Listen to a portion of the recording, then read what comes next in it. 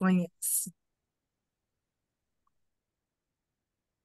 Boa tarde a todos, bem-vindos à nossa janela literária, que mudou para sexta-feira, né? Era quinta-feira, mudou, e foi engraçado que mudou, continua um público fiel, mas também apareceram outras pessoas. Então, parece que a sexta-feira foi um dia também bom para a janela, né?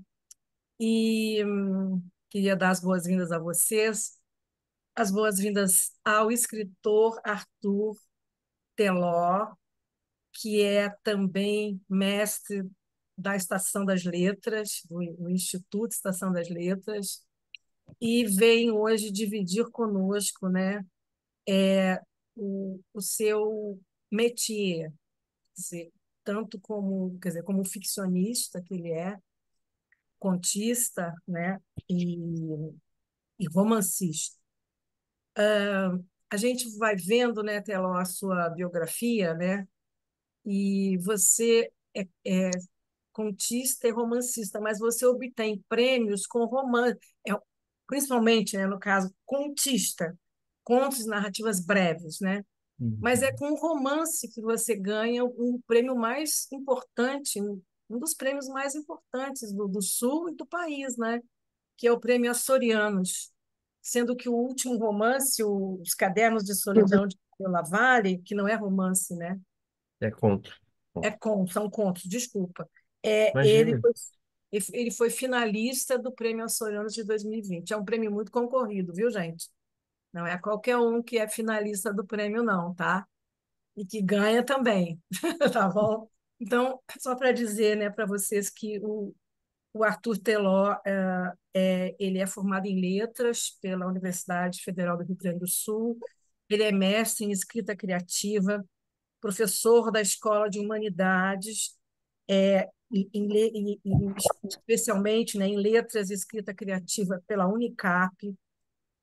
Ele vence justamente em 2016 o Prêmio Açoriano de Romance com o livro O Tríptico de Elisa e é finalista do Prêmio Açoriano também com o livro Os Cadernos de Solidão de Mário Lavalle. Agora, retificando, são contos, né? Ratificando, né? São contos.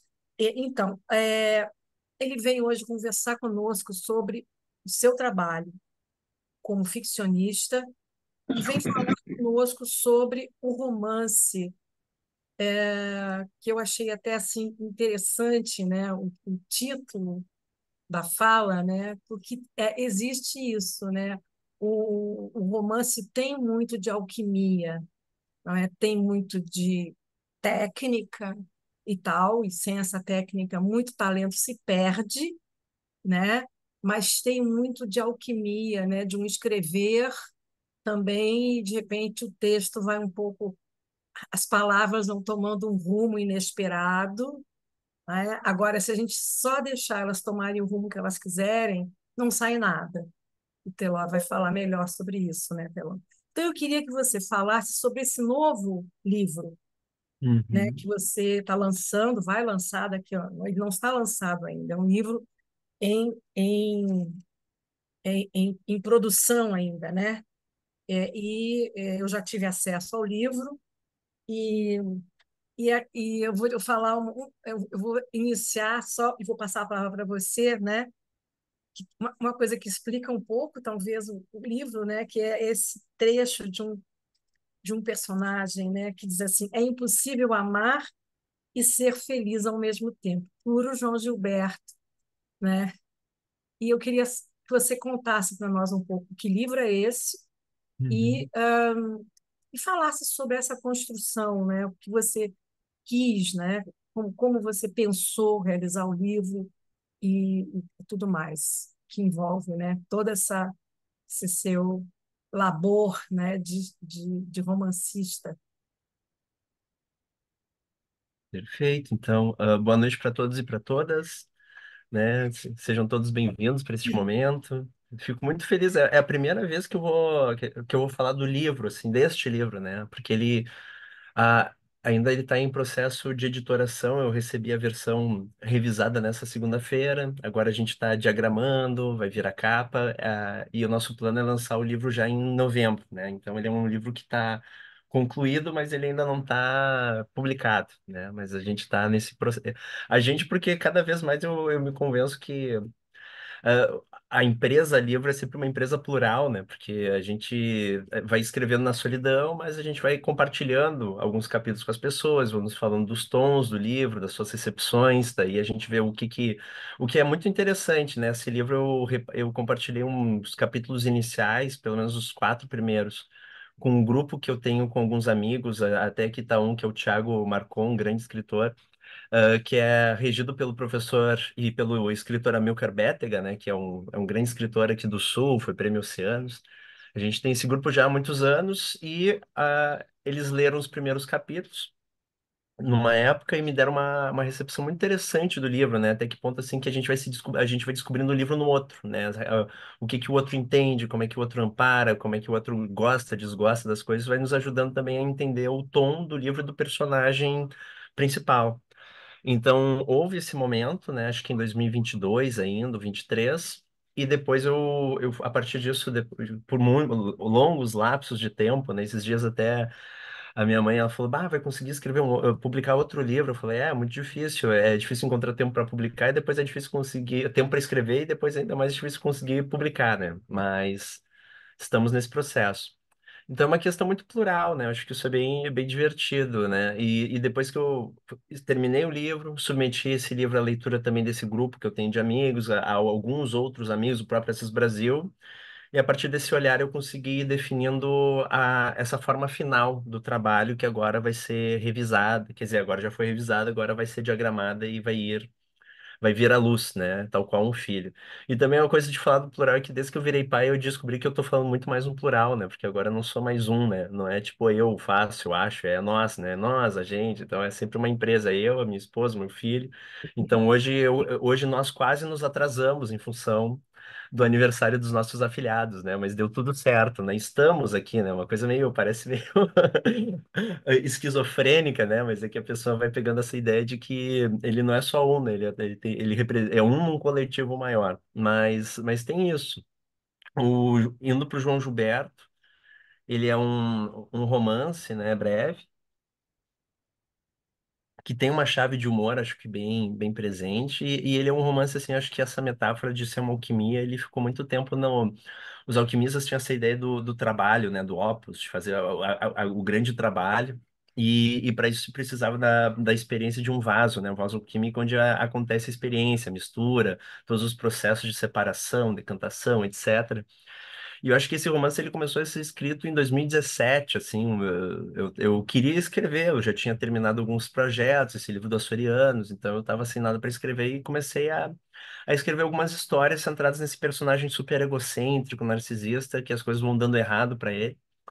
Mas o tom do romance não ficou legal, assim, no final achei muito chato, um personagem que ninguém gostou, as duas, três pessoas que leram o livro não gostaram dele, eu deixei engavetado essa primeira versão do texto. Então ele existe, algumas coisas dele, alguns capítulos dele, ou partes, né, que foi o que sobreviveu desse processo, existem desde 2017 e 18, mais ou menos. Em 2022, eu tinha terminado um livro de contos, né, que tá inédito, e eu estava esperando publicá-lo, e eu estava sem nada, assim, digamos, nenhum projeto para escrever, para voltar à escrita. E eu me lembrei desse livro, né? Eu me lembrei desse. Eu tinha, na verdade, eu estava com três romances em processo e eu não sabia qual deles voltar, né?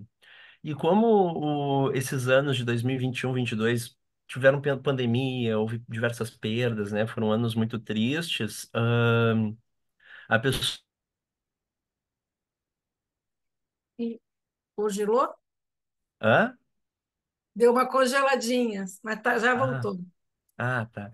Não, a pessoa com quem eu estava conversando sobre qual projeto retomar, ela disse: eu acho que esses anos foram tão difíceis, seria legal voltar a um projeto que a gente ria, que a gente goste de rir.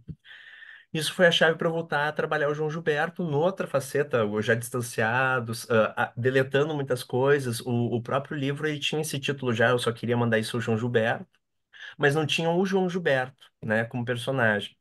Então, a partir dele, eu já tinha, nesses últimos anos, eu comecei a ler muito também psicologia analítica do Jung, e eu fiquei pensando nesses arquétipos, né? E como seria interessante ter um inconsciente. A gente sempre está falando consigo mesmo na nossa cabeça. Mas o que que seria interessante se a gente tivesse um inconsciente que fosse um cantor, né? Uma pessoa importante como o João Gilberto, e respondesse, né? Por meio das letras das músicas. E a partir disso eu comecei a criar a história, né? Então eu fui reescrevendo a história a partir dessa chave do inconsciente como João Gilberto, tentando centralizar ali uma imagem meio que do que o Jung falava do arquétipo central, do centro da psique, que é o self, né? Então o self é o João Gilberto, que é o ordenador das coisas, fica compensando as falhas do personagem principal, né? As falhas da consciência do Joca, que é o protagonista, narrador. De repente também eu comecei a pensar de que esse personagem ele estava muito ensimesmado, né? Porque querendo ou não, os dois personagens é o ego e o inconsciente desse ego, né? Então ele está muito dentro de si e do jeito que estava a história ele não ia sair de casa, né? Ele precisava sair de casa, assim, é uma dificuldade que eu tenho na minha ficção, que é fazer os personagens saírem de casa, porque sempre que eu posso eu tô em casa lendo e pensando na vida, olhando a janela, né? Então, quando o clima dos meus personagens, eles acabam me parecendo com isso, eu tenho que, não, vai pra rua, vai ser alguém, né? Vai ter mais ação nessa vida. E daí eu pensei também no Jung, ele tem esse arquétipo da ânima, que seria uma contraparte feminina ao homem, né? Hoje é uma teoria que ela já foi renovada, porque os papéis de gênero, eles são discutíveis, né? Mas teria essa ideia de que cada um de nós teria uma contraparte que visaria a completude, né? Então o homem teria uma mulher dentro de si, a mulher um homem, né? Hoje a gente diz que não é bem assim, né? Mas a gente tem essas características que, em geral, a gente botaria numa imagem, né? Que seria ou a mulher ou o homem dentro de nós. E no caso do homem, seria o lado afetivo e que também do desejo e que seria a ligação com o inconsciente. E daí eu pensei em transformar a Gal Costa em personagem, porque eu sou apaixonado pela Gal Costa, assim, a Gal Costa dos anos 70 eu acho uma das mulheres mais lindas do mundo, então eu pensei a Costa dos anos 70 como essa ânima do personagem que faz ele sair pra vida, tentar reconstruir ele após o término do relacionamento que ele tinha, que é o que, de certa forma, é um dos motores da narrativa, né? Então ele tem essa concepção de ter um inconsciente, que é o João Gilberto, e outro inconsciente também, que é a Gal Costa, que vão guiando ele pelos caminhos da vida. Aham. Mas do ponto de vista assim dessa construção, quer dizer, a ideia de onde surge, né? Como é que ela surge, né? E você certamente é um fã do João Gilberto, né? Então, Sim, da ideia até a concretização, ele já está pronto o livro praticamente, né? sim, sim. Ou ele ainda está em processo? Não, ele já Está tá pronto. pronto, Aquela né? versão Está pronto, que eu que tu acho que leu a agora versão que é a eu li, versão eu acho que completa. Isso, né? isso. Dela até agora, né? Quer dizer, é, você, quando termina, você pretende mudar alguma coisa? Como é que você processa tudo isso? Como é que você processou, no caso, né, a feitura do romance? Essa é uma curiosidade que eu tenho. É porque eu não sou capaz de escrever um romance, né? Eu não sou uma boa contadora de histórias. Para mim é sempre um mistério que alguém escreva tanto, né? Que aquele tanto me interesse de fato, né? Então eu queria que você contasse um pouco mais, falasse um pouco mais sobre o que é um romance e até porque você, como você é um contista, quer dizer, quais são as diferenças, né, que você percebe entre o conto e o romance, a forma do conto e a forma do romance. Ficou longa a pergunta, você já se perdeu, mas fica com essa Não, mas última acho que é isso. parte que é melhor, Mas acho que tá? esse é o nosso clima, né, Suzana? A A gente é um pouco pergunta assim, ficou né? horrivelmente longa. Qual é o teu signo, Suzana, mesmo? Peixes, Tá aí. eu É tendo a me isso, né? alongar. Tu tende, também muito sentimental, essas coisas. Meu filho é pisciano também, então tá aí, né? Anos de ciência para no final a gente acreditar na astrologia, né? Isso que é Astrologia. importante. A astrologia e quando alguém diz, isso é besteira, tu vê, é capricorniano, taurino, né? Pessoa sem imaginação. Tô É brincando, isso mesmo, Arthur. tô Ai, brincando. Mas indo então nessa questão, né? Primeiro do conto pro romance, que acho que é a pergunta, a última pergunta, né? é. E daí a Não, gente vai não, construindo. entendi, O... entendi. Até porque eu acho que muito desse nosso processo a gente vai conversando para saber o que que a gente quer dizer, né? É meio análise, né? A gente vai falando, falando, aí vem nesse fluxo, a gente vai se encontrando e os conteúdos que a gente quer comunicar. E o que eu acho muito legal, né? A fala livre. E, bom, eu comecei com conto. Conto talvez seja o gênero ao qual eu mais me dediquei, né, nos últimos anos. Mas eu, mas eu acho que em termos de conto, eu já fiz tudo que eu queria no conto, né? Chegou um ponto assim que eu vi que as minhas escolhas elas estavam se repetindo, né? Eu já tinha feito conto daquilo, depois eu fiz o mesmo conto de outra forma. A minha forma de ver o conto, ela já estava repetitiva, e isso me pareceu ser um momento que esse gênero se esgotou na minha vida por hora, né? Sempre é provisório, pode ter em algum momento que eu queira. Eu tô com um livro de contos terminado, por exemplo, né? Que eu fiquei muito tempo sem lê-lo, uns 2 anos sem lê-lo. Agora eu reli esse livro, achei ele muito bom, muito potente, assim, porque até um livro com esse distanciamento não parece que fui eu que escrevi.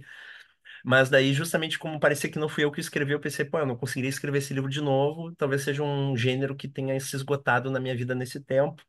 Mas o escrever não se esgotou na minha vida, né? Então, por exemplo, eu achei que quando o conto, eu já tinha conseguido fazer as coisas que, não vou dizer que eu quis fazer, mas as coisas que eu podia fazer, que eu consegui fazer, né? Que tive a habilidade, cabeça e sensibilidade para fazer, eu precisaria encontrar uma outra forma, um outro gênero para continuar com o desejo de escrever, que é o que move, né? Acho que é o mais importante não é o desejo de escrever um conto, um romance, mas o desejo de escrever. E isso às vezes se materializa num conto, num poema, num romance.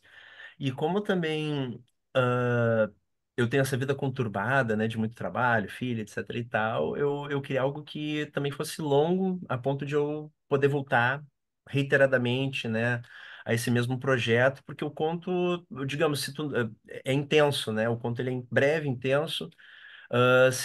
Em uma semana acho que se escreve um conto, né? A pessoa vai lá, escreve em 1, 2, 3 dias, acabou. Às vezes num dia só já escreve, mas depois tem alguns processos de reescritura até ele ficar legal e deixa na gaveta e vai pro próximo, né? Mas eu não teria tempo também para e paciência para esperar o próximo conto vir do plano das ideias e materializar no papel. Então eu quis, depois de um tempo, eu comecei a pensar seriamente em escrever romances. E eu falei com o Assis Brasil, que é, além de amigo, é um mestre meu, né? E o Assis Brasil, ele disse, eu falei, bah, Assis, eu queria escrever romance. E ele disse, o problema é que tu tem a cabeça do contista. E a cabeça do romancista é outra cabeça. Então tu tem que trocar a forma de entender a literatura, a inteligência para escrever as ferramentas são outras. E eu acho que o contista, ele tem um problema de que, como ele trabalha com um espaço curto, limite curto no papel e a intensidade, o contista, ele quer comunicar muita coisa rápida, né? Ele quer ser intenso e breve. Então, é como se fosse aquele primeiro encontro que em uma hora tu já sabe toda a vida da pessoa, né? Se o pai teve caso com quem, etc e tal, se a tia morreu, etc, tu sabe tudo, né? Porque a pessoa te jogou um monte de coisa. E o romance não, o romance ele tem que ter uma certa malandragem, malemolência, né? O romance ele não pode ser um momento só de tensão, como o conto, porque o leitor não vai aguentar essa tensão. Então ele tem que ter momentos de descanso, suspensão, né? Então, e ao mesmo tempo, muitos romancistas eles têm essa ideia, né, do planejamento. A gente pode pensar que não sou eu, não sou eu. Então, até eu acho interessante pensar na ideia a cabeça tem que ser diferente. Mas mesmo nessa diferença existem tipos, né, de romancistas. Então tem aquele mais apolíneo, que é que nem o próprio Assis Brasil, o Humberto Eco e tal, o Vargas Llosa, que a gente brinca com Assis que antes de escrever a história já sabe toda a história, até se o personagem no capítulo 5 vai no banheiro no segundo parágrafo, né? Porque ele precisa dessa. É o desejo, mas o desejo ele precisa ser sustentado por um andaime, né? Então, essa estrutura, esse planejamento são os andaimes para sustentar o desejo de escrita, para que ele possa chegar até o final com aquele desejo com o livro.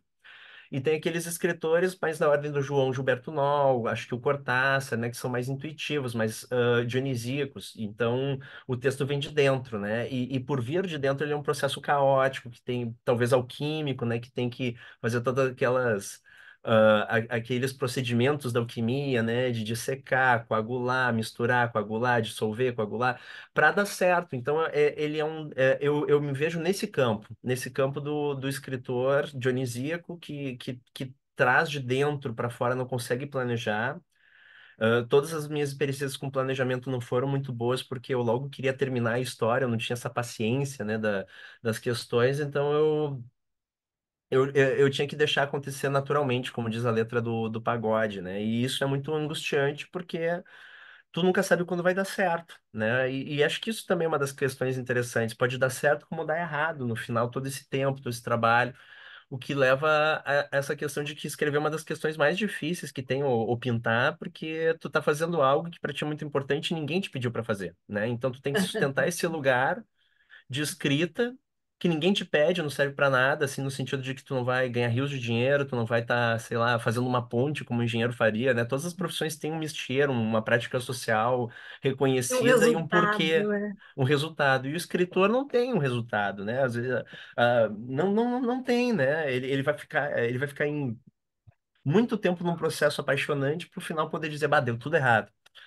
E é angustiante, mas eu acho que no caso do João Gilberto foi um projeto que eu gostei, deu certo, né? Pelo menos eu tenho sentido que foi um projeto que, por meio de toda essa angústia, deu certo. E daí tem essas questões muito interessantes, né? Como eu não sou um cara do planejamento, e eu uma vez vi uma palestra daquela escritora Débora Ferraz, que ela dizia que o difícil de escrever um romance é que depois a gente escrever um romance, isso não nos ensina a escrever outro romance, né? Ou seja, a gente aprende muitas coisas, muitas teorias. Daí eu escrevi o meu romance. Isso não quer dizer que eu agora seja um romancista, que eu possa escrever milhares de romances. A não ser se seja uma cópia do mesmo, né? Mas cada romance tem a sua identidade, a sua individualidade, a sua singularidade, que a gente tem que descobrir como fazer por meio da linguagem.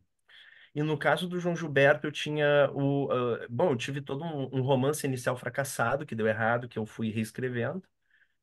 Eu tinha o primeiro capítulo e o terceiro, acho que foram os que sobraram desse romance. O primeiro e o quarto desse romance inicial, né? Era um romance de 13 capítulos, o resto tudo foi fora. E daí eu fiquei pensando nas ligações. Então eu consegui escrever o primeiro e o segundo e o terceiro para chegar no quarto. Cheguei no quarto e fiz o quinto, né? E fiquei um bom tempo sem saber o que fazer depois do quinto. E o quinto é um capítulo de uma frase só, bem machadiano. E daí eu consegui escrever o sexto, que resolvia bastante questões na história. E depois de escrever o sexto, eu escrevi o último capítulo. Então foi interessante, que é o décimo, né? Do sexto eu pulei pro décimo, e esse décimo me ajudou que eu pensei, o que que eu preciso agora chegar para escrever, para chegar no décimo, né? O décimo não é o clímax, é o nono. Então eu fiz o décimo, escrevi o sétimo, escrevi o nono e por fim o oitavo, né? E daí foi dando o texto que tu chegou a ler. Eu costumo dizer, quando eu dou, quando eu dou aulas e trabalho também muito com gêneros literários, então eu faço um passeio. Na verdade, o que eu escrevo mais poesia, talvez por isso, para mim, seja tão impossível pensar num romance, sabe? Eu não sei, é o que eu disse, assim, não sei contar uma história, não sei contar uma piada. É, a pessoa dorme no meio da minha piada, ninguém ri, porque eu não tenho graça, eu não gravo os detalhes da piada, mas, em compensação, eu sei muitos poemas de cabeça. Tenho essa doença, né? Então, eu costumo dizer, muitas vezes, quando vou comparar, né, o romance com o conto, por exemplo, eu queria saber da sua opinião, né? Que o romance é como se fosse um trem que sai de uma estação e obrigatoriamente ele tem que chegar em outra estação, né? Ele, Uhum. enfim, assim, usando uma imagem até meio grosseira, né? E que o conto, né, ele ele precisa praticamente fazer um movimento mais circular e ele é uma estrutura aberta, ele não chega a lugar Uhum. nenhum, né? Principalmente o conto moderno, porque o Uhum. conto clássico, se você for pensar naqueles contistas, né, do século XIX, século XVIII, né, você tem os contos fechados, com princípio, meio e fim e tal, aquela estrutura que se sabe. Eu queria que você falasse um pouco sobre isso, assim, sobre esse trem, né, que Uhum. obrigatoriamente chega, evidentemente que ele chega em outra estação, não é a mesma do começo, não é? Ou é a mesma modificada, mas é uma outra coisa, né? Fala um pouco sobre isso. Eu gostei bastante dessa metáfora do trem, porque às vezes quando eu falo do romance, de escrever romance, eu uso a metáfora atravessar o romance, né? Parece que tem uma ideia de percurso, né? O romance, ele tem que... Existe um percurso no leitor, um percurso na história e do autor do romance, né? A gente faz uma viagem Isso. juntos e a gente sabe que essa viagem vai ter uma duração, portanto, né? Uhum. E eu gostei muito dessa definição do conto. O conto é um acontecimento da linguagem, né? O próprio Cortázar dizia que o conto era o caracol da linguagem. E, Uhum. e acho que realmente ele tem essa questão, né? Que é bem interessante. O Cortázar, ele tinha muitas metáforas para falar do conto e do romance. Uma delas, ele compara É. o romance é uma luta de boxe, o conto também. Isso daí ele pegou de um outro escritor que é o Roberto Art, que é um argentino que ele gostava muito, Ó, que é um é. escritor maravilhoso, que dizia que os dois são é quase uma luta, é como se fosse uma luta de boxe. O conto, o escritor tem que ganhar por nocaute, né? Ou seja, tem que a intensidade é rápida, é forte. Não quer dizer que os contos tenham que ser violentos, né? Mas ele tem que ser um acontecimento breve, preciso e importante, um acontecimento que tem a sua importância para ser narrado. Ao passo que o romance, ele é uma contagem por pontos, né? Então, eu não sou um atleta de nada, né? Então, eu gosto de nadar só. E correr, mas machuquei o joelho. Então, não entendo muito de esportes, né? Mas eu imagino que devem ser 12 assaltos, uma luta de boxe, né? Então, no final daqueles 12 assaltos, digamos que são 12, né? Um número meio arquetípico e tal. No final dos 12 assaltos, alguém diz ali, ah, venceu fulano de tal por pontos, né? Fulano de tal, os 12 assaltos. Não teve nocaute. E acho que esse é um pouco o risco também de que às vezes a gente entra no romance, a gente não tá gostando do romance, mas quer lê-lo até o fim, porque a gente quer salvar alguma coisa no final, na contagem dos pontos, ou também a testemunhar a derrota daquele romance, né, na contagem dos pontos. E outra metáfora que o Cortázar dizia muito, e eu uso ela em aula, mas agora eu estou reformulando, e acho que aí vai um pouquinho para o segredo do romance, é que ele dizia que o conto ele é uma fotografia É. e o romance é um filme, né? Então o conto ele lida muito com a ideia de limite, né? A gente tem, até aqui eu tô com o livro de um dos meus contistas preferidos, que é o Chekhov, né?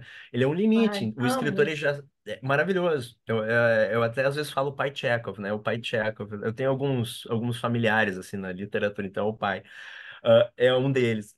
E daí o Chekhov tem essa ideia de limite, não vai escrever uma história de 40 páginas, né? Existe um limite, um fôlego, né? Que é mais breve no conto. Tal qual a fotografia, porque a fotografia é um recorte, né? A gente não tem a noção do todo, a gente tem aquela noção do que foi recortado, e o que está para além da margem, a gente não sabe o que há, né? O que existe.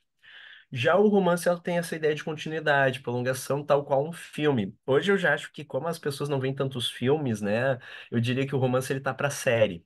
E o filme Ah, talvez fosse esse gênero novela, né? O filme que é mais longo que a fotografia, tem movimento, tem uma história completa, mas não é tão extenso quanto uma série. E essa metáfora é interessante, porque a origem do romance, de certa forma, a série é derivada do romance, né? Então, a sim. capítulos seriados, né?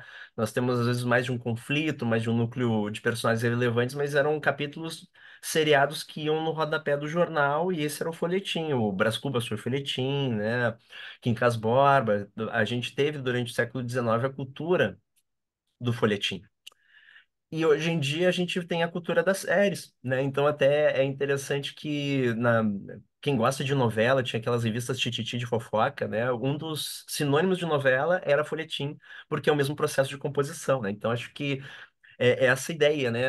Algo que eu acho muito libertador do romance e também do conto é que eu acho que o conto ele é muito mais parecido com a poesia do que com o romance, né? Porque o conto ele tem a poesia e o conto eles têm um cuidado com a linguagem muito maior, né? Então a gente pode dizer que o conto e a poesia são experiências da linguagem. Eles têm um encantamento que é fruto da linguagem mais do que do enredo, né? Porque, por exemplo, a gente não se lembra muito depois do nome dos personagens de um conto, né? Só se a gente relê muito aquele conto, né? Porque o acontecimento é maior que o personagem, né? A linguagem é maior que o personagem. E o romance, na verdade, às vezes ele pode ter uma linguagem pobre, mas o personagem é muito importante, né? Um bom romance é aquele que o personagem funcionou, que a gente conheceu, se identificou, odiou o personagem, né? E acho que algo que foi muito libertador para a escrita desse meu livro e de outros livros que eu for, porventura, escrever no gênero romance, é uma definição do Javier Cercas, que é um escritor espanhol, que ele diz que para ele o romance é um gênero de gêneros. Porque tudo cabe no romance. Eu posso botar uma receita de bolo, uma fotografia, eu posso botar um ensaio, como Dostoiévski botava, ensaio sociológico, o Tolstói também. Eu posso botar uma peça de teatro, né? O próprio Marcon aqui, que é o meu amigo, o romance dele tem uma pequena peça de teatro no meio, assim, um sketch que é muito divertido. Então, o romance ele se torna também esse território muito livre de experimentos, porque ele é um gênero de gêneros, né? E acho que isso também me ajudou a escrever esse texto, por exemplo. Uhum. Uma coisa que eu também vi no teu romance é que você mistura um pouco, né? Tem poesia, né? Tem trechos de poesia, tem. Como é que é para você? E ao mesmo tempo a linguagem é bastante poética, né? Bem poética. É, a poesia você lê, você também é um leitor, você escreve poesia também? Sim, aqueles poemas que estão no romance são meus, assim, são dois poemas do... Tem esse personagem que é o Ah, poeta, né? Tem tá. esse personagem que é o poeta, que é uma espécie de alter ego, ou Alter sombra ego do seu. narrador, né? Olha só. Que é o melhor Aham. personagem do livro, o personagem mais E são positivo, seus, no caso. É. mais generoso é o Miguel, né? Que é um cara que o narrador ele é amigo dele, mas é aquele amigo que ele tem uma certa um certo ranço, né? Porque o Miguel é tudo que ele não é, um cara responsável, pai de família, né? E ele é um cara que é um narcisista, né? Então ele ele constantemente implica com o Miguel, mas o Miguel é um personagem superior, assim, em termos de virtude, né, do que o narrador, e vai apontando as falhas do narrador. E é um poeta, então eu coloquei algumas reflexões sobre a poesia ali, né, é um gênero que eu gosto muito, mas eu não tenho tanto talento, assim, né, não é uma coisa que eu tenha talento. Eu botei os dois poemas que casualmente eu gosto de ter escrito, até tem uma história divertida nesses poemas que eu coloquei, porque são poemas que eu gosto, né? Dos tantos poemas que eu escrevi, ou que eu cometi, são poemas que eu salvei do naufrágio, assim. E o Assis, ele disse que gostou muito dos poemas porque os poemas eram muito ruins, eram muito amadores. Isso parecia que o Miguel parou de escrever poesia por ser um escritor ruim mesmo. E eu achei isso. Claro que talvez o Assis assista isso mais tarde. Eu falei, isso foi a minha intenção, Assis, exatamente, rir da poesia, né? Mas eu achei que foi bom, mas foi divertido. Mas eu gosto muito de poesia, é o gênero que eu acho mais nobre dos gêneros, se a gente falar de nobreza. Se tiver sentido falar em nobreza, eu acho que é o gênero mais nobre, porque o herói da poesia é a linguagem, né? Então ele não é o personagem, não é o narrador, é a linguagem, o acontecimento da linguagem. E eu sou um grande leitor de poesia, tenho muitos poemas de cor, né? O meu poeta preferido é o Manuel Bandeira, mas eu gosto muito do Drummond, da Cecília, né? Sempre gosto muito do Rilke, do Pessoa, né? De alguns poetas italianos também. Então eu tenho a poesia, embora eu não escreva ou cometa muitos poemas, é o gênero que eu acho mais bonito, assim. E eu me lembro muito, sei lá, né? Nessas fantasias que a gente tem essa coisa que é importante saber os poemas de cor, né? E eu gosto da expressão de cor porque cor em latim é coração, né? Cor cordis. Então, saber de cor é saber de coração e nada melhor do que saber de coração que os poemas. Então, às vezes, estou numa fila de banco, no ônibus, eu começo a recitar algum poema na minha cabeça e fico maravilhado ali com a linguagem, né? Com a forma como ele é estruturado. Então, acho que os poemas eles sempre são um lugar também de afeto para nós, né? Sempre tem algum poema que vai nos consolar em algum momento da vida. Tem um capítulo que me chamou a atenção, né? O capítulo 5 que justamente coincide até com a realidade agora. Eu não sei se é terça ou quarta-feira que você começa Ah, as aulas. É terça, as tá? aulas. É terça, É mas não terça. foi por Pois isso. é. Eu olhei, capítulo 5. Olha o que diz. É só uma frase. É uma frase, é um capítulo. Quer dizer, ele tem muito de experimental no texto, tá? É muito experimental. É como uma colcha de retalhos, né, de textos, e é uma fantasia também sobre o João Gilberto. Mas esse aqui, 5, Estou Perdido, Fui Salvo, é o nome do capítulo. E depois, minhas aulas começam na terça-feira. Aí eu, aí eu fui ler, falei, olha, coincidência, as aulas dele começam na terça-feira. E aí é que eu queria te perguntar, essa liberdade, né? Porque a gente sempre pensa no romance como essa estrutura que é um bloco, quer dizer, é um bloco Uhum. de muito maior, né, do que um poema, do que um conto, né? de informações, né? E essa liberdade que você está, né, utilizando dela, até porque isso já aconteceu, não é? Você não é a única pessoa que fez isso, né? Mas como é que você sustenta um capítulo com apenas uma frase? Sim. Eu acho que também é bem curioso, sabe? Porque eu diria que esse livro do João Gilberto é um livro brasileiro, né? O que quer dizer um livro brasileiro, né? Nesse sentido de que, como eu sou um cara do Sul, radicado no Sul, e a minha experiência universitária ela foi muito mediada pelas leituras dos escritores e escritoras cisplatinos, né, da América Latina. O meu livro, por exemplo, de contos, que são Os Cadernos de Solidão de Mário Lavallee, ele é um livro que, para mim, parece um livro muito mais uruguaio, argentino, do que um livro propriamente brasileiro, né? Até se a gente pensar, ele tem essa triangulação, porque é um livro que presta muita homenagem ao Onetti, ao Cortázar, ao Borges, essas vozes, né, da América Latina que são muito presentes. A maior parte da minha biblioteca é isso, né? São os russos e os Os latino-americanos. latino-americanos, eu tenho E muito. o, e o João Gilberto, ele veio com essa questão de ser um tom tropical, né? Eu queria era subir, né? Sair dessa coisa do sul e ir para um território, por exemplo, que eu nunca fui, mas para mim é o meu estado preferido do Brasil, que até eu brinco isso, que é a Bahia, né? Eu sempre amei a Bahia, nunca fui para Bahia. Eu tinha comprado uma passagem para ir com a minha esposa e com o meu filho para conhecer finalmente a Bahia, né? E já tinha hotel tudo e veio a enchente, a gente não foi, né? Claro, isso daí não importa, né? Foi uma perda muito pequena. Mas a gente não foi na Bahia, até eu achava que eu ia terminar o romance na Bahia, era uma coisa assim que eu pensava que ia acontecer, né? E eu queria uma coisa tropical, e eu achei que o que que é, em termos de estilo, né, o que que é mais brasileiro do que fazer uma mistura, né? Então ele é um romance que ele tem um estilo que eu chamo de barroco, né? Ele tem, às vezes, frases muito longas, frases curtas, ele sempre algo muito sofisticado, neologismo culto, algo de baixo calão, ele sempre vai fazendo esse jogo de oposições típicos do barroco, que para mim representa muito uma experiência histórica do Brasil até o século XX, né? Hoje eu vejo que o Brasil está muito diferente agora no século XXI, é outro Brasil, mas esse Brasil, assim, do século XX até o século XX é muito marcado por esses elementos sincréticos do barroco, né? E sincretismo em muitas coisas, né? E eu quis fazer isso, né? Então eu quis colocar um calor tropical na prosa, e eu acho que os grandes escritores que eu gosto dos escritores brasileiros, para mim, são assim, são que nem o Machado. Para mim, o Machado é o maior escritor brasileiro, junto com a Clarice, que é brasileira, apesar de ter nascido na Ucrânia.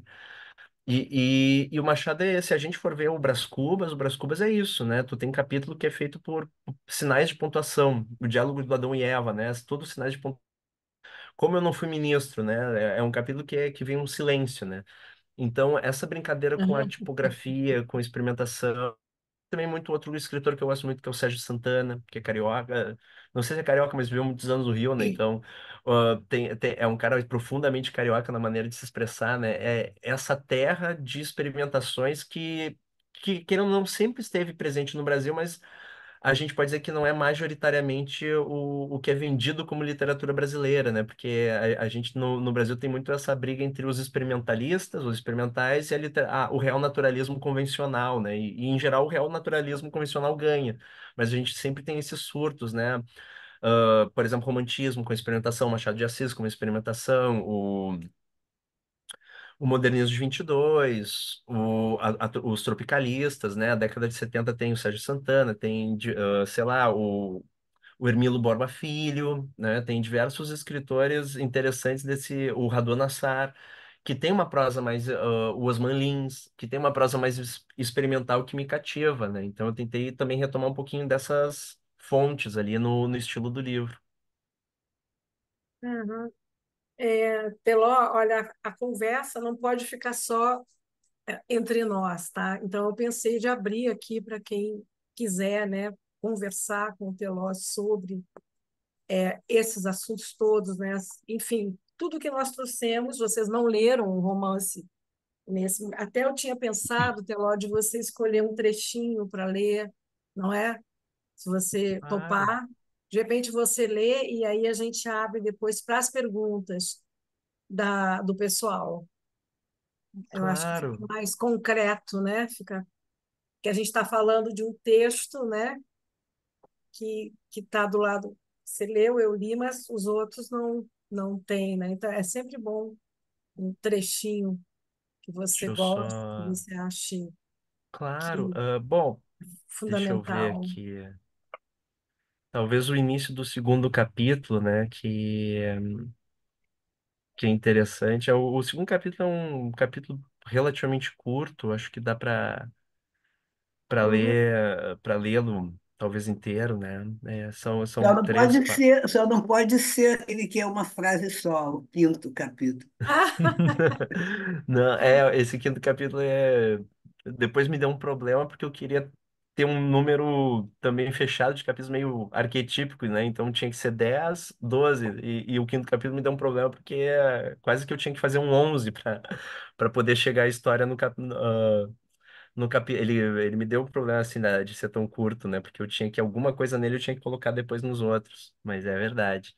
O segundo capítulo é depois que ele é abandonado. Bom, a trama, na verdade, é uma trama muito banal, assim, né? É uma trama banal no sentido de que é um cara que é escritor, que está desempregado, que é sustentado pela esposa. A esposa o abandona quando ele. Que ele só se dedicou à escritura e não se dedicou ao casamento, né? E ela foi crescendo na profissão, ele não. E ele tá em crise e, de certa forma, história super banal que a gente tem, mas eu achei que o interessante era a literatura é sempre, nunca o que é dito, mas como é dito, né? Então eu achei que por meio dessa brincadeira com a Gal Costa, João Gilberto, esse como ia dar um realçar essa história tão banal do Joca, né? Que é o narrador. Então o segundo capítulo é depois dele que ele é abandonado pela esposa, ele percebe que o livro que ele estava escrevendo esses anos todos era o livro do casamento dele, né? Que a mulher ia embora, etc e tal, e isso acontece, né? Então ele vê que as antenas dele de escritor não capturaram o ressentimento que ele via em casa, né? Que ele vivia em casa. E daí ele está abandonado com o João Gilberto no apartamento e agora surge a Gal. Então o nome do o segundo capítulo é Conselhos de Gal. Agora sim, um pouco de paz. Na verdade, eu não sei. Tento me manter centrado, corpo e a mente no lugar. Tudo começou com o silêncio de João Gilberto. Depois apareceu Gal Costa, umbigo de fora, tanguinha de índia. Ela falou e eu ouvi. Ah, e teve o sonho também, mas isso foi antes. O que mais aconteceu neste mês, na verdade, não sei. 3 semanas depois da Jana ter ido embora, sonhei que visitávamos São Petersburgo em pleno inverno. Passeamos pelo Hermitage, pela Avenida Nevsky, e enquanto eu discutia o preço em rublos de um corte de cabelo, usando a meia dúzia de palavras russas do meu repertório, a jovem Gal Costa, de lábios carnudos e cabelos armados, surgiu dos anos 70, toda dengosa e sorridente, tanguinha laranja apesar do frio glacial, me pegou pela mão e conduziu a um subsolo por uma escada em caracol. Não há nada mais russo do que um subsolo em Pita, como os habitantes chamam São Petersburgo, eu pensava, guiado por aquela mulher fatal. Quando chegamos ao nível mais profundo do subsolo, sedentos por carinhos e beijinhos sem ter fim, abriu-se uma porta do topo da escada e no piso brilhou o estridente raio de luz. Era a Jana me chamando para a superfície. Acordei pensando na Gal Costa, as coxas fortes, os seios pequenos, a voz límpida que preenchia tudo. Percorrendo o quarto, meus olhos se depararam com os armários e as gavetas escancarados à espera das roupas da Jana. Nem sinal dela ou de Gal, e João Gilberto tinha desaparecido há 5 dias. Silêncio. Aos poucos eu me habituava ao silêncio. Nem assovio, nem bim-bom, bim-bom, bom-bom. As mãos debaixo da cabeça e de barriga para cima, eu encarava as teias de aranha do teto. João, você fugiu? Sem resposta, fui à cozinha passar café. O cheiro do café passado me lembrou dos romances de Jorge Amado, o que me lembrou da Bahia, o que me lembrou do sonho, o que me lembrou de jogar o Costa e de seu umbigo ou um falou tropical. Nessa sequência, fui emergindo do vazio de modo sincopado uma voz pequena e conhecida. Vem aquela, um chapeuzinho de maiô. Ouviu uma buzina, não parou, mas lobo mal insiste, faz cara de triste. João Gilberto voltou toda alegria, alegria, e disse que meu inconsciente estava repleto de baianos, ô balalá.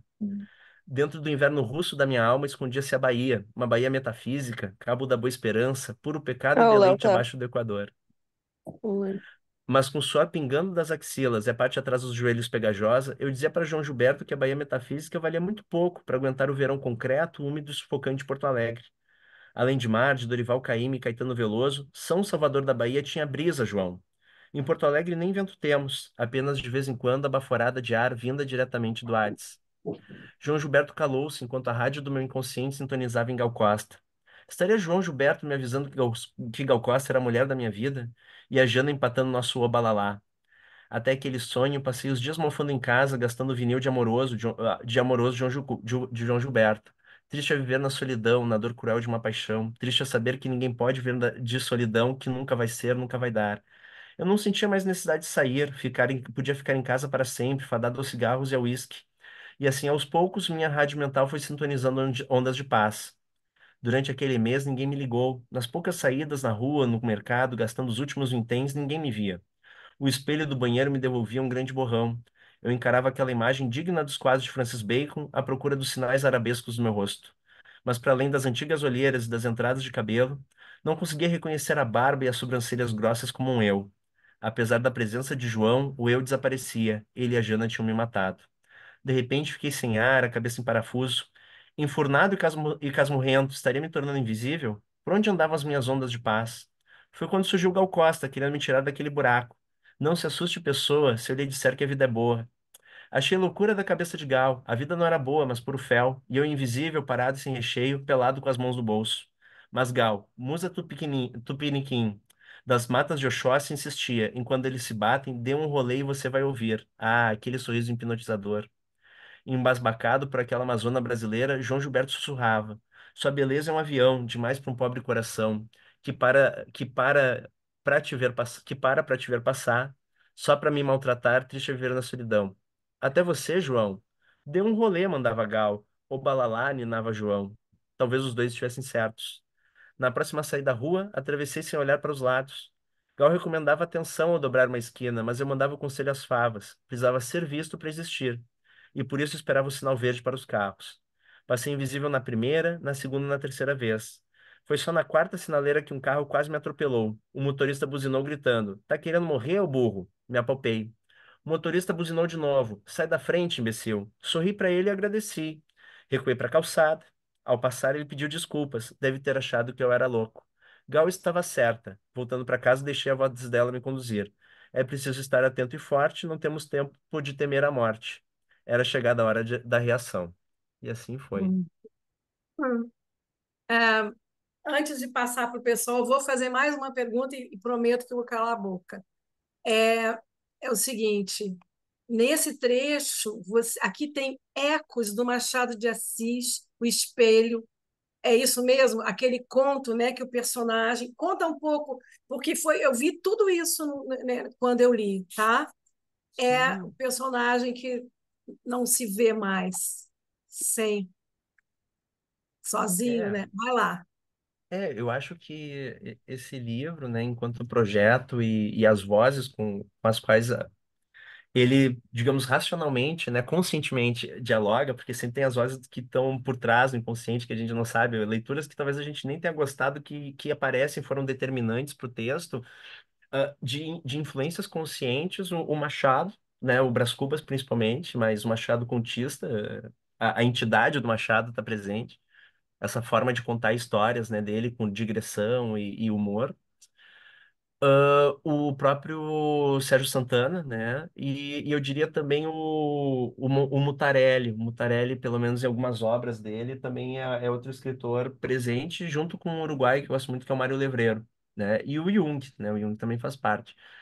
E nesse trecho do espelho, talvez eu estivesse lendo ou o, o Espelho do Machado, ou um né? conto do Gogol que me lembra um pouco o espelho, que é o capote do Gogol, que é aquela ideia de que a pessoa precisa de alguma coisa externa para ser reconhecido como Para sujeito, ver. né? Então, no Gogol, tu tem o Akaki Akakevich, que quando ele faz aquele capote maravilhoso, um capote bonito, ele é recebido pela sociedade, ele começa é quase como se fosse uma noiva, né? Ele casa com aquele capote, ele sente uma pessoa inteira, ele se expande, ele começa a notar a rua, as mulheres, ele começa a ter desejos, né? A partir do capote, as pessoas veem ele. Naquele dia, no mesmo dia que ele inaugura o capote ele é roubado e pouco depois ele morre. E no espelho também, essa ideia desse marcador social, né? O próprio Lévi-Strauss, ele dizia que a identidade é algo coletiva, né? Numa das tantas tribos que o Lévi-Strauss ele conheceu, tinha uma que as pessoas, quando cometiam alguma coisa que era tabu, elas eram expulsas da tribo E a punição era também que mesmo se elas encontrassem alguém, ninguém falasse o nome delas. E essas pessoas, elas invariavelmente morriam em 40 dias, porque sem o reconhecimento do outro, que é necessário para a gente reconhecer a si mesmo, elas morriam, né? E isso tem muito a ver, talvez, com o início da nossa conversa, tu falou que absorve os sotaques, né? E daí diz, não tem problema. Que é isso, né? É o reconhecimento do outro. A gente sempre está jogando o nosso corpo em choque com os outros, e de repente a gente vai criando essas sintaxes, essa linguagem para ressoar com o outro, né? E isso faz parte do nosso repertório de afeições, afetos e de vida, né? A forma como a gente se choca e ressoa. E nesse sentido, o conto do Machado é maravilhoso, né? Porque essa ideia de que esse menino virou alferes. Alferes É, não é uma grande posição no exército, mas como ele era de periferia, isso é uma grande posição para a família dele. E todo mundo passa a reconhecê-lo como o seu alferes, seu alferes. a roupa, né? O uniforme, ele vai para uma chácara da prima, a prima tem que ir embora para uma visita, tal, ela vai fazer uma pequena viagem e fica com os escravizados vão embora, né, porque tá muito, todo mundo seu alferes tá muito ludibriado por ele mesmo, e no dia seguinte não consegue se ver no espelho, porque tá abandonado, falta o outro. E para ele poder existir, ele tem que ser visto, mas para ele poder existir, então, como ele não tinha nenhum. Também pode ser uma crítica à sociedade brasileira que não tem substância, né? Ele precisava de uma coisa da ordem da persona, do papel social. Então ele põe aquela farda e a partir da farda ele consegue se reconhecer, porque ele era apenas o alferes. Tirando o alferes não era mais nada. E acho que é isso, eu queria essa ideia também muito de alguém que, por causa do surto e dos afetos tendo tomado ele, não conseguiria se ver no espelho, né? Ele se veria como um grande. Aqui tá, é muito assim, essa, não há como, assim, quem leu, né? Durante aquele mês ninguém me ligou. Eu lembrei que ele ficou um mês também, né? É muito incrível. Nas poucas saídas na rua, no mercado, gastando os últimos vinténs, ninguém me via. O espelho do banheiro me devolvia um grande borrão, né? Eu encarava aquela imagem digna dos quadros de Francis Bacon, à procura dos sinais arabescos do meu rosto. Mas, para além das antigas olheiras e das entradas no cabelo, não conseguia reconhecer a barba e as sobrancelhas grossas como um eu, né? É muito bonito, né? É um trecho bonito mesmo, que faz uma referência, né? Que esse eu desaparece, né? É muito bonito. Gente, agora é com vocês. Alguém quer? Eu quero. Vá, Eliane. Oi, Eliane, tudo bem? Boa noite. Boa noite, Arthur. Adorei a sua explanação aí sobre o seu livro. Muito interessante. Ah, obrigado. Agora, eu fiquei muito Assim, inconsciente. Inconsciente. Eu entendi, eu entendi que seria uma parte do inconsciente do personagem. Ou Uhum, seja, é mais uma parte intrínseca da construção do uhum, personagem. Mas ao ouvir a leitura e ao ouvir seus comentários, me pareceu mais que eles entraram como personagens adicionais, uhum, entendeu? Não como parte do próprio da construção do personagem, mas como alguns dois ajudantes de palco. uhum. Eu gostaria de ouvir você algum comentário sobre isso. Eu fiquei Não. interessada. Você conseguiu introjetar partes de personagens assim, como João Gilberto e Gal Costa? Como é que faria parte? Mas não. Eu entendi na sua fala e na sua leitura que eles se constituíram como João Gilberto e Gal Costa ali como companheiro seu da personagem. Uhum. Não, mas é bem por aí mesmo, né? Por exemplo, é que é interessante porque parte dos meus interesses acabam indo para psicanálise e para psicologia analítica, né? E dentro dessa ideia da psicologia analítica do Jung, tudo aquilo que escapa à consciência é o inconsciente. O inconsciente ele é constituído como se fosse um grande laboratório, né, de experimentação. Então seria do inconsciente. Para o Jung, ao contrário do Freud, o ego precede o inconsciente, né? O Freud primeiro tem o ego e tudo que é recalcado cria esse depósito que é o inconsciente que está lá, né? Meio que um porão, um subsolo que vão vindo as coisas que a gente as pulsões que a gente racionalmente não consegue assimilar, né, a consciência, elas ficam reprimidas, né, mas é um inconsciente que parece em forma de depósito. E para o Jung, o inconsciente ele precede o ego, né? O ego é uma das possibilidades que o inconsciente poderia ter, ao passo que a gente vai também recalcando outras e não, né? Então a gente teria uma formação do ego, mas assim que se forma um ego, se forma uma sombra, né? Que tudo aquilo que a gente não aprova em nós mesmos e projetamos nos outros, fica com essa figura de sombra, né? E parte do processo do Jung da pessoa se tornar um indivíduo diferente dos outros, sair da massa, se tornar a si mesmo, que é chamado de processo de individuação, esse mergulho para dentro e para esses símbolos que nós temos por dentro. E às vezes a gente tem alguns símbolos que são muito recorrentes nos sonhos, né? Às vezes a gente vê o mesmo tipo, a mesma pessoa no sonho, em muitos sonhos, a mesma mulher, a gente às vezes vê a figura de Cristo muito presente, ou alguma figura assim que tem essa centralidade, né? Então, a partir dessa ideia de escavação, eu fiquei imaginando quem poderia ser, ou quem poderiam ser esses parceiros inconscientes do personagem que aflorariam e falariam com ele, né? Aflorariam com ele. Assim que às vezes a gente tem. Às vezes a gente está pensando conosco mesmo, a gente está se ouvindo falar. Eu achei que o interessante ia ser se fosse um personagem que não fosse ele falando com ele mesmo, né? E nesse caso a tua leitura está corretíssima, porque começa com o processo de dentro, mas eles se tornam personagens, né? Eles se tornam assim personagens. Tem uma cena que ele vai ter um encontro amoroso e tanto a Gal quanto o João Gilberto querem ver o encontro, estão ali excitados com o que pode acontecer ou não com aquele encontro, né? Então é quase como se eles fossem esses companheiros invisíveis que vão guiando esse personagem na sua vida consciente, né? E acho que tem essa ideia de que o eu ele é meio é uma possibilidade entre todas, né, do inconsciente, né? Algo se cristaliza como eu, como ego.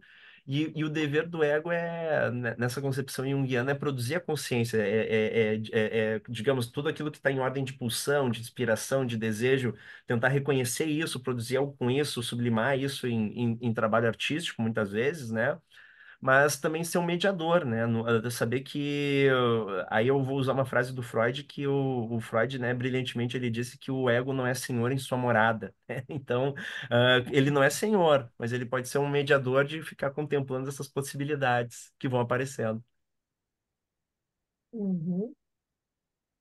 Alguém. Muito bom, Arthur. Vou aguardar o livro na livraria. Fiquei muito Ah, interessada. legal. A Ivone quer falar. Oi, Ivone, quanto tempo? Tá sem som, viu, Ivone? Sumiu. Ivone, sumiu. Apareceu. Agora tem som? Agora tem Agora tem som. Tem som. som, mas não tem imagem. É isso. Desligou de Tá novo, que nem. Ivone. Acho que ela desligou a televisão, como é, a filmadorazinha, em vez É, do Agora sim. microfone. agora Tá tá sem sem som. som. Sem som.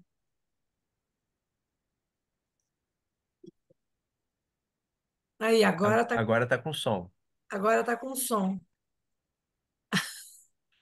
Faz assim, faz a pergunta no escuro, que nem o espelho lá do Teló. Faz a pergunta no escuro e ouve no claro. Até aqui. Vamos nessa? Nada de escuro. Professor, Ah, Acertou. Agora sim. saudade, saudade de vocês. Professor, assim, o que eu quero saber é se existe uma preferência pelo foco narrativo. De, O que me de que forma? parece é que o seu Uhum. romance aí, né, tá em primeira pessoa, não é? O Uhum. que prevalece? Sim, sim. É a sua preferência? Essa é uma pergunta muito boa, é uma pergunta difícil. Eu não sei, eu acho que o mais legal pensar, Ivane, é que talvez é a preferência para o projeto, né? Então, esse romance como projeto, ele me pareceu ser necessário uma focalização, um narrador, né, uma voz em primeira pessoa de um personagem, um narrador personagem, como a gente também chama, né? Ah, e ao mesmo tempo, cada escolha de narrador, ela tem potencialidades e problemas, né? Então, por exemplo, para muitos é muito natural escrever em primeira pessoa porque a gente acaba emprestando para o personagem nossa linguagem, nossa sensibilidade, né? A gente fica colocando o narrador quase se torna uma versão de nós mesmos na trama. Mas isso às vezes torna muito difícil para o narrador, para o escritor sair do narrador e conseguir construir a história, né? Porque ele está muito vinculado a ele mesmo e não sabe as coisas que estão acontecendo ao redor dele. É difícil sair desse lugar. No caso, e eu já tentei escrever muitas coisas com um personagem muito parecido comigo que não dava, que eu via que faltava algo porque eu estava preso demais na minha visão de mundo ou na minha forma de entender a realidade. Eu precisava de que outras coisas acontecessem. Então, acho que nesse caso do João Gilberto, o narrador, ele não, ele é muito diferente de mim. Isso foi bom porque eu consegui criar uma voz em primeira pessoa de um personagem que não sou eu, né? E por isso eu consigo ser muito cruel com ele em alguns momentos e muito sarcástico com ele, botar ele numas roubadas, por não ser eu, mais fácil, né?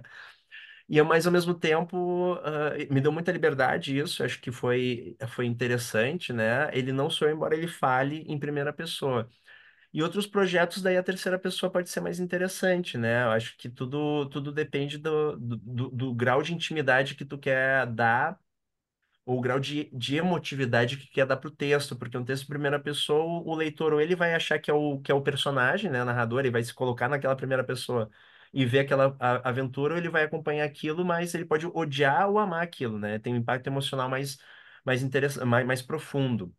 Mas a terceira pessoa a gente tem, talvez, a gente consegue olhar analiticamente mais coisas, né? Então, por exemplo, eu escrevi ano passado, publiquei ano passado um romance a quatro mãos com um amigo meu que é o Lucas Neves, e ele é em terceira pessoa. A gente fez um romance em dupla, né? Cada um escreveu um capítulo. E ele é um romance em dupla porque em terceira pessoa porque isso nos dava mais liberdade para escrever do que em primeira pessoa. Sim, sim. Mas a sua preferência qual é? Eu acho, olha, o que eu vou dizer? Eu comecei falando que quando eu fui dar chance pro João Gilberto, eu tinha três projetos, né? Casualmente todos estão em primeira pessoa. O, Casualmente o, todos. o que eu achei bastante curioso foi seu comentário acerca de você reler o seu trabalho de um projeto já antigo e ficar impressionado, né? Eu nem lembrava que havia escrito. E isso eu acho muito comum. Um outro professor meu, quando eu contei dessa essa semelhança, né, que também acontece comigo, e disse que eu escrevendo um conto e que durante o projeto eu sonhei com a personagem e ela discutia comigo no sonho porque eu não gostava do nome. Aí eu falei assim, gente, tô ficando louca. Mas assim, e já aconteceu também de eu escrever e ouvir a voz do personagem. Então, assim, eu acho que é algo assim que fica fora mesmo, né? Os personagens têm essa autonomia e de se colocar, né? Uhum, concordo. Eu acho que é isso, né? Cada personagem, por mais que seja parecido conosco ou não, ele é uma criação que parte de nós. Então é uma potencialidade de vida não vivida, né? E por ser uma potencialidade de vida não vivida, talvez em algum momento essa vida queira ser escutada. E ela então fala e a gente obedece ou não e coloca no papel, né? Acho que isso é muito, muito fantástico. O Antônio Tabucchi, que é um escritor que eu gosto muito, que é italiano, mas ele vivia na Itália e em Portugal, porque ele era tradutor do Fernando Pessoa, o tradutor italiano do Fernando Pessoa, né? E do Drummond. Ele tem um romance chamado A Firma Pereira, Sostiene Pereira em italiano, e ele diz que que ele recebeu a visita desse personagem. Ele recebia antes de dormir a visita do personagem. Esse personagem ele era uma vida que queria ser contada. E depois de tantas noites recebendo aquele personagem, né, aquela fantasia e dialogando com ela, ele começa a escrever o livro do Afirma Pereira, que é um dos grandes livros dele, assim. Então eu acredito muito nisso também. Tem aquela peça do Pirandello que é Personagens em Busca de um Autor, que também aparece isso, né? São personagens que eles existem, mas eles não têm história. Então eles entram numa peça, eles entram no meio de uma peça que está sendo encenada porque eles gostariam. Ali tem diretor, ali tem ator, ali eles querem, eles acham que eles podem contar a sua história e a partir disso existir a peça, né? Então eu acredito, né, nessa questão de quando a gente está muito envolvido de sonhar com o personagem, materializar essa potência de vida numa imagem e ela fala conosco, e também de esse processo meio de possessão, né, de ser possuído pelo texto e pela personagem e ver ali que é um outro, né, não é a Ivone racional, consciente, mas é uma outra Ivone que está ali brilhando. Bacana. Acontece, né? Acontece. Obrigada, professor. Um prazer falar. Daqui a pouco a gente fala mais. Mas fala, Ivone, saudade tua, faz muito tempo que eu não te vejo, só te vejo pelas redes. A única novidade agora é que eu sou avó e o nome do meu neto é Arthur. Que legal. Ah, bom nome, bom nome. Teve digamos, né, um bastante Arthur por aí. É engraçado que às vezes eu tô caminhando na rua e daí alguém fala Arthur, Arthur, eu me viro e não. Mas sempre é nome de Arthur. A de Arthur é de arteiro, né? Nunca é uma criança calma, é sempre uma criança saudável, assim, né? Cheia de energia. Amém. Amém, é. Obrigada, obrigada. Quem é a próxima que quer conversar, perguntar para tu fazer? Tem alguém aí? Aqui, a Rubermária quer falar? Tá sem som, Rubermária. Você quer? Ah, tá, não? Não? Ah, eu entendi que Tá ela sem queria som falar. ainda. Tá sem som ainda, Rubermária. Tem que É, tocar embaixo ali no ícone do microfone. isso. Mas eu tô. Ah, agora deu. Agora sim. É. Fala. Então, eu queria saber, assim, se você. Porque sempre quando a gente vai escrever, a gente tem que fazer pesquisa, né? Até para, às vezes, para um conto, exige, às vezes, alguma pesquisa. Você teve que pesquisar muito para construir aí os seus arquétipos, os seus personagens nesse livro? Sim, sim, acho que como foi um romance que foi acontecendo, né? Não teve foi um romance dionisíaco, né? Eu fui tomado pelo romance, mais do que planejei o romance. Eram coisas que eu já vinha há muito tempo me interessando, né? Então, por exemplo, essa ideia de ler psicanálise ou psicologia analítica, né? Eu já vinha há muito tempo lendo a respeito disso, fazendo diários de sonhos. Eu tenho um diário de sonhos no computador, 124 páginas, né? Já de 3 anos de sonho. Então eram Nossa. muitas coisas. E todos os sonhos que estão no romance foram sonhos que eu tive no processo de escrever o romance, né? Então é interessante que o romance tem 4 sonhos. Até um deles é o final do texto. E então eram coisas que já estavam no meu horizonte de interesses, né? E quando eu decidi que o João Gilberto que já era o título do texto, né? Mas que ele ia ser um personagem do texto, eu li a biografia dele ah, do Melo, do Homem de Melo, do Zusa, né? Agora não me lembro se é Zusa Homem. Zusa Homem, Zusa Homem de Melo, é. Zusa Homem de Melo. E é uma biografia muito interessante, assim. Tem muitas coisas que eu consegui botar no romance por causa da biografia do Zusa, né? Que é muito legal, assim, a personalidade do João Gilberto é muito legal também. Claro, como eu gosto muito de música brasileira, também isso foi muito gostoso, né? De poder viver essas vozes. Até eu gosto muito de João Gilberto, né? Aqui tá o Arthur Leal, que além de meu xará, a gente fez um trabalho. Ele foi me orientando de TCC lá na PUC, né? No curso de letras, a gente fez um trabalho sobre as traduções da Bossa Nova para o inglês, né? As traduções de letras da Bossa Nova para o inglês.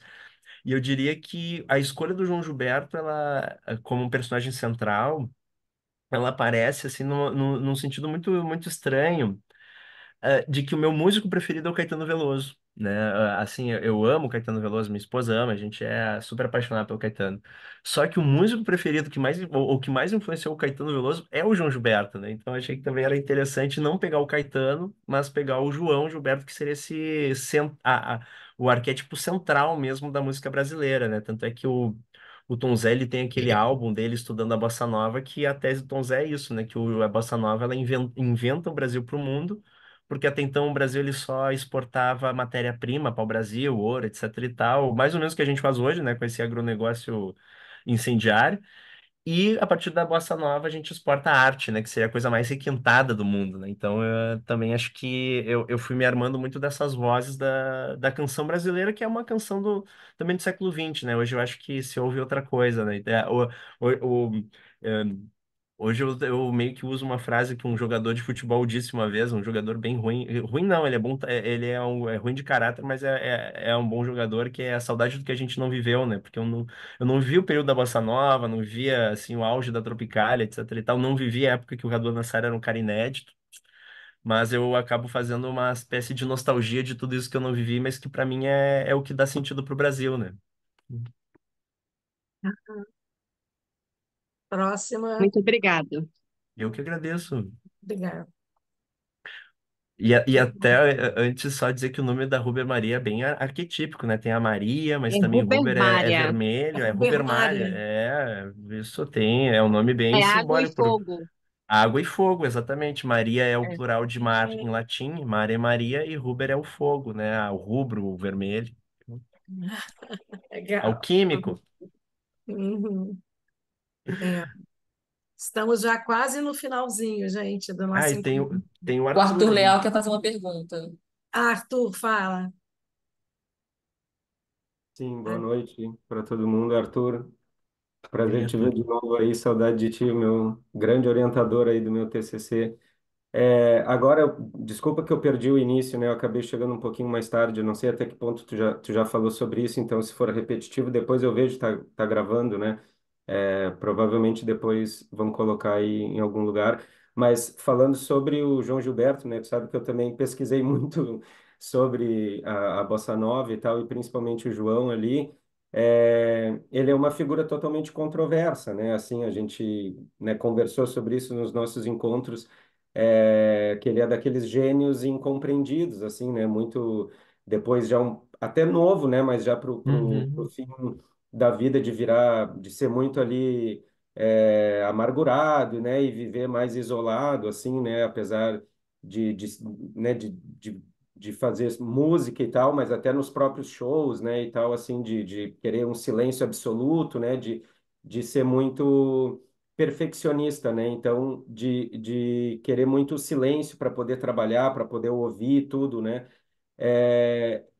Eu queria ver qual aspecto do João Gilberto aparece nesse inconsciente, né? Assim, se é do início, né, da Bossa Nova, onde ele buscou aquele som, né, trancado no banheiro, ouvindo, assim, super... E aí depois voltando para o Rio de Janeiro para mostrar aquilo, ou já mais, né, vamos dizer assim, esse senhor amargurado ali, que o público não entendia o que ele queria fazer e tal, até que ponto... É, quais dessas lados aí da personalidade dele acaba influenciando e entrando aí no teu livro, cara. Ele aparece muito como essa imagem, que eu acho que é isso, né? É um personagem que é o João Gilberto, mas é o João Gilberto filtrado pelo inconsciente do Joca, né? Como o Joca cria o João Gilberto na cabeça dele, mas não é o João Gilberto com toda a complexidade que ele tem, né? Então, é bem um recorte, mas ele é essa metáfora desse artista total, né? Esse cara que se dedicou muito à arte, a ponto de ficar no banheiro tentando ver, estudando a emissão de voz, porque tinha que ser naquele volume para fazer aquele som que ele gostaria, porque tinha o ouvido absoluto. E tem aqui uma parte que é o capítulo quarto, que até eu vou então me permitir ler Ah, alguns trechos para vocês, porque aqui eu acho que é um trecho que diz muito do João Gilberto, né? De por que que ele é o arquétipo central do narrador. O capítulo 4 ele se chama Um Anticomputador Sentimental, que é um verso de uma música do Caetano, né? Um anticomputador sentimental tá naquele disco, acho que muito, do Caetano. Agora me esqueci o nome da música, mas é um verso, é uma baita música, a Bethânia gravou também. E daí fala um pouquinho. Nesse capítulo tem algumas frases do Arthur Nevrotsky, que é o regente, né, ali de São Paulo, que também é um amante do João Gilberto, e que ele falando num dos vídeos que ele apresenta a obra do João Gilberto para Piauí, eu peguei algumas coisas dele. Então também tem essa referência aí. Que escrever, mas daí no lado da escrita, né? Escrever sempre foi minha utopia. Sentar com papel na mão, em frente ao computador, pensando um personagem para depois conhecê-lo como amigo. absorvendo seus medos e tiques, do medo de avião, a lembrança das sapatilhas de bailarina, da primeira apaixonite aos 6 anos, da tatuagem de cachalote desbotada pelo sol de fevereiro, de fevereiro, ao piscar insistente dos olhos em função do estresse do trabalho. E sempre inventando algum limite moral para pôr o personagem à prova diante do pelotão de fuzilamento, para testá-lo e descobrir o que o filho da puta tinha por dentro. O lápis ou os dedos da galhofa combinados com a tinta os caracteres da melancolia. Compor frases, editar, reescrever. Experimentar outras vozes, outras possibilidades. Ver se o texto sugere uma resposta para as minhas perguntas. Se ele se resolve a partir da minha escrita. E depois ouvir a voz de João Gilberto lendo o que escrevi, para aprender com ele como a expressividade vem de um trabalho minucioso, a vida subaquática de cada palavra, cada sílaba sendo dita com a intenção profunda do que se deseja dizer, jogar as frases para frente e para trás. E é só isso, meu baião, e não tem mais nada, não. Né? Bem bom, bem. E por fim, ler o resultado, reescrever, retocar e torcer para que depois tudo me pareça bom, ou ao menos honesto. Escrever sempre foi minha pretensão. E agora nada, nenhuma linha, nenhuma palavra, porra nenhuma. Desafinado, um samba de uma nota só, sem ritmo nem melodia, sem samba nem nota sequer. Foi quando decidi encarar a escrita, reinventando a vida a partir do texto, que João Gilberto apareceu. Ou melhor, João Gilberto sempre esteve presente como estranho em mim, mas quando mergulhei de vez na escrita, entendi que a voz mental cantarolando um, era o código Morse do inconsciente me ditando como escrever, com a seriedade e dedicação, com a persistência obcecada dos neuróticos, em um mergulho tão radical que o eu se desintegrava. E nesse processo que sobrava em mim, se deparava com um teatro mental composto por esboços de personagens, miríades de imagens e sentimentos exigindo que eu fosse seu porta-voz, seu tradutor, para incorporá-los e pôr tudo em cena, junto e misturado, pura feijoada barroca com cor tropical, cheiro de tocinho, gosto, gozo, tesão, e um jogo entre a ternura e o artifício. Nesse corpo a corpo com o texto, ao retornar à superfície, eu emergia com a cabeça pesada, como se enquanto explorava aquela profundidade nebulosa, o oxigênio me faltasse e eu estivesse doente de palavras. E João Gilberto, naquele estilo mestre zen yogi pleno de si mesmo, era a voz estimulante para essas estripulias. Então Muito aqui tem bom. também uma crítica assim, da especificidade do João Gilberto, né? Essa coisa neurótica, da vida subaquática de cada sílaba, porque João Gilberto reinventava as sílabas tônicas e tal, porque tudo no João tem uma intenção, né? Por isso que ele é o grande artista brasileiro, né? E eu vou fazer uma crítica. Vou fazer uma crítica assim. Bom, primeiro dizer que está belíssimamente escrito, né? É um momento muito bonito do livro. Logo depois vem o poeta, né? Vem a figura Uhum. do poeta ali. É, mas eu quero te falar uma coisa: quando você for ler, você tem que ler mais devagar. Ah, é verdade. É que tu Certo? falou que estava acabando o tempo, Suzana. Daí eu Não, acelerei. não, não, não pelo tempo, pelo texto. Porque Uhum. quando você lê, você vai lembrar de mim eternamente.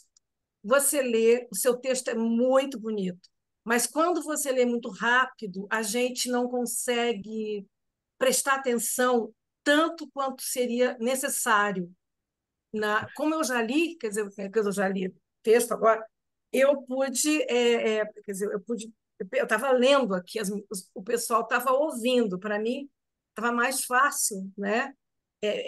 Perceber a construção, as Uhum. palavras belíssimamente empregadas, né? É muito bonito esse trecho, né?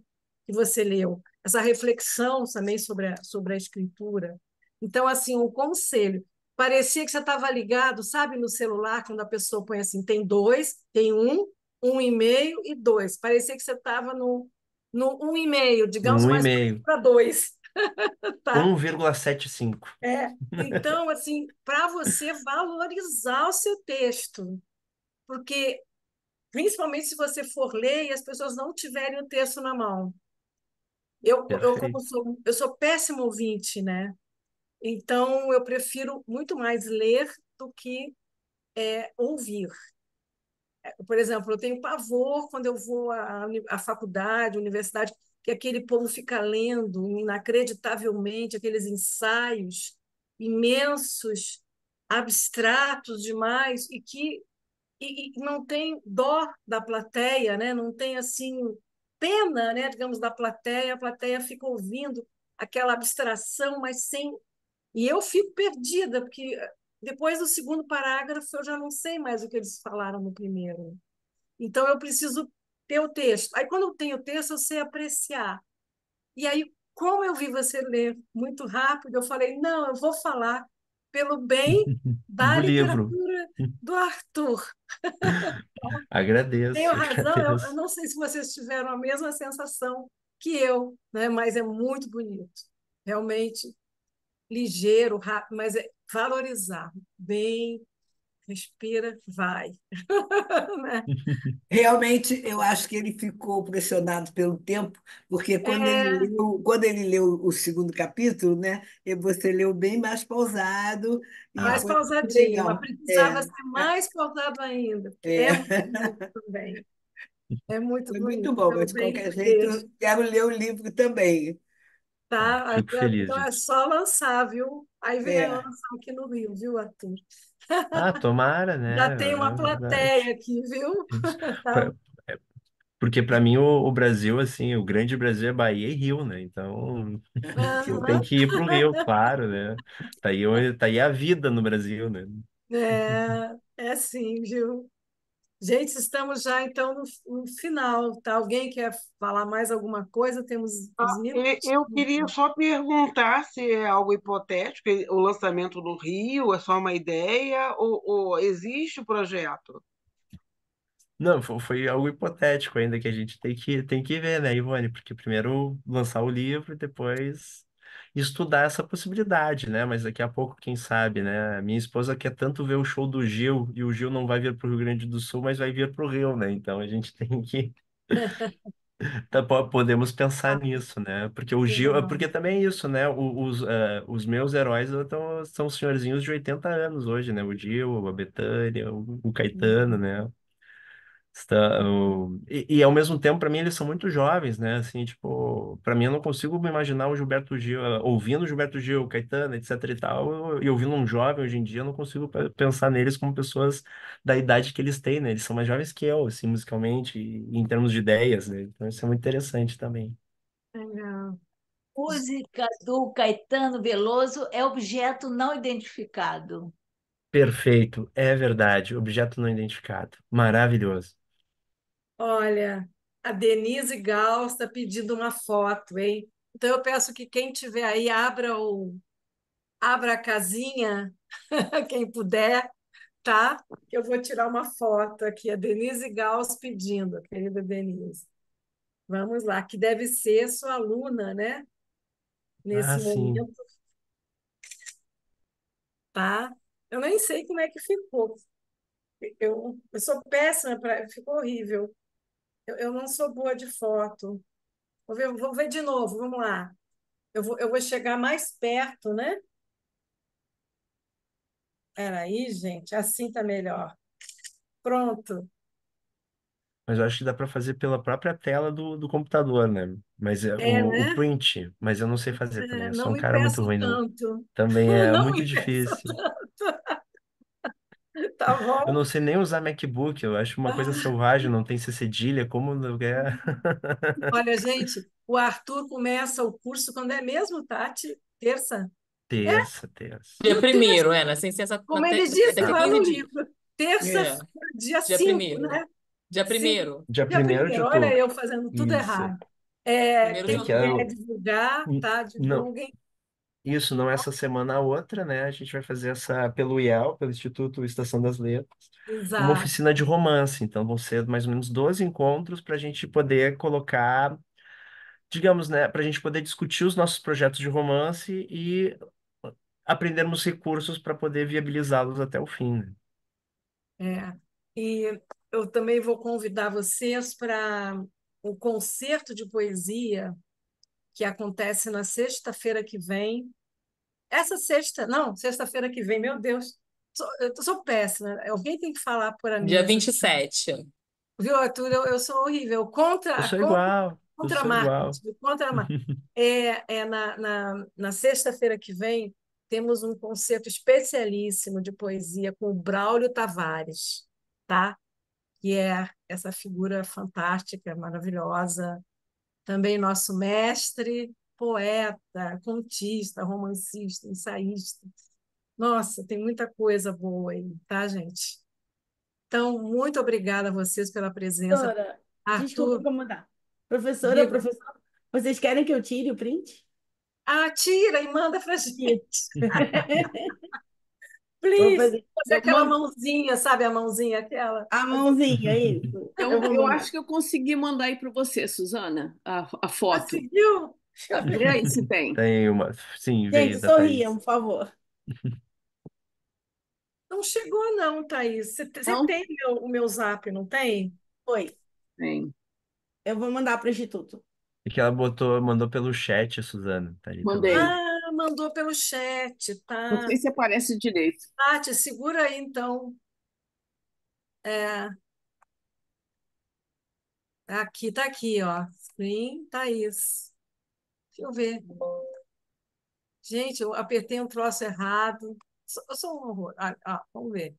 Funcionou, Tatiana? A Tati sabe abrir. Eu estou Screen, salvando aqui. Peraí. mostra pra gente, para ver como é que nós estamos. Eu não consigo. Peço.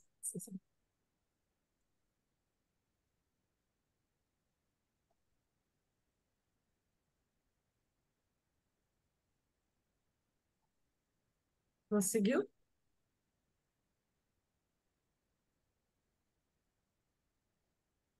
A Aline mandou também agora. A Aline mandou também? Aham. Mandei também. Eu acho que eu vou conseguir abrir a da Thaís e eu mando aqui também. Só um minuto. Ah, Da Ah, Aline para mim abriu. Da Aline Mota abriu, é. no curso que eu fiz com a olha, Aline era quem eu nos tô com a salvava na cabeça baixa, mas tecnologia. tá bom. Que isso, Ótimo. professora? É, eu vou estar no outro também, professor. Eu sei, isso eu já sei. Coisa boa. Tá Vai me bom. ajudar, né? Com certeza. Gente, não, acho que não é a foto. Veio a tua A declaração de foto imposto de está Abriu um junto, renda. documento Aline. estranho É para uma mim também, não declaração foi? de alguma coisa. Exatamente, esse é o arquivo que estava zipado. É, Ah, ah, isso, é. Então é por isso que não está abrindo, então. Porque é um Mas screenshot já que eu fiz. isso, mas já temos uma foto. Tá. Pronto. Então, gente, bom fim de semana para todo mundo. Para vocês. Muito Obrigada, obrigada, viu? Apareçam no muito nosso professora. obrigado, concerto de pessoal. poesia, Obrigada. tá? Sim. Teló, obrigada. Eu que agradeço o convite. Tchau, Logo eu gente. quero ler Obrigada. teus Que bom poemas te ver outra também. vez, Arthur. Até uma hora dessa. Perfeito. Até Muito uma bom, hora dessas. professor.